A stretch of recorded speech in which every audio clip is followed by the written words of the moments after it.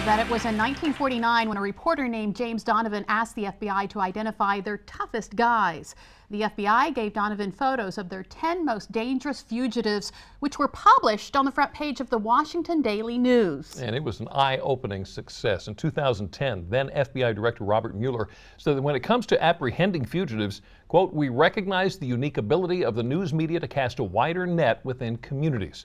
And you have proven that repeatedly by calling in tips for fugitives on Delmarva Life's Most Wanted Monday. We are back with Lieutenant Tim Robinson with the Wicomico County Sheriff's Office. Glad to have you in again. Glad to be here. Understand you got another update for us. Yes, we do. Over the weekend, one of our profiled fugitives was caught in Anne Arundel County, and she's sitting in jail over there. Kimberly Matten, also known as Kimberly Mann. She's no longer on the lam anymore. Okay, good job. There's all one right, down. so who did you bring with you today? I brought 6 more individuals that I'm hoping somebody knows who they are, where they live, where they work, where they hang out, so we can get them off the streets. All right, let's start with Victoria Lynn Baker. Victoria Lynn Baker, she is wanted in connection with a drug case that she did not show up for. We still believe her to be in the Salisbury area. So if you know where she is, please call Crime Solvers right away to report Ms. Baker's location. All right, moving on to John Richard Billman. Mr. Billman, we believe him to have ties to this area. We do know his last known place where he was receiving mail was up in Hagerstown, Maryland. He's wanted in a connection with a whole slew of traffic offenses, including driving under the influence of alcohol that he did not show up for. Okay. Johnny Lee Collins Jr. Mr. Collins, we believe him to still be right here in the Salisbury area. He is wanted in connection with a warrant that was issued when he did not show up to answer the charges of felony theft. So if you know where Collins is, please call the Crime Solvers line right away. All right, next tell us about Nicole Sanon. Nicole Sanon, she is wanted in connection with a warrant that was issued for second-degree escape. Now, how this was generated was she was sentenced to a period of incarceration in the detention center, and she decided not to show up.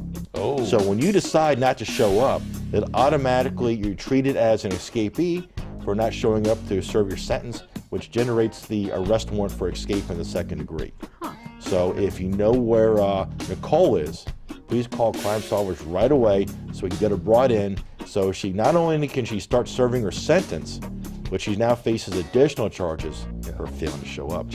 Not good. All right, Christopher Elmar Shaver.